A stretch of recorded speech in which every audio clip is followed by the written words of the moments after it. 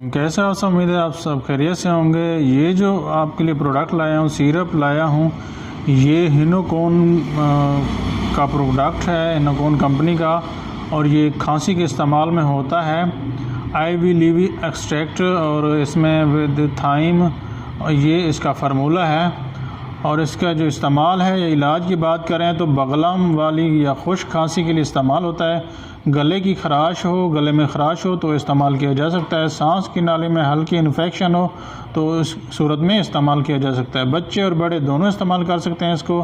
अगर तरीक़ा इस्तेमाल की बात करें तो 2.5 ml दिन में 2 या 3 बार इस्तेमाल कर सकते हैं। बालिग 5 ml दिन में 2 या 3 बार इस्तेमाल कर सकते हैं।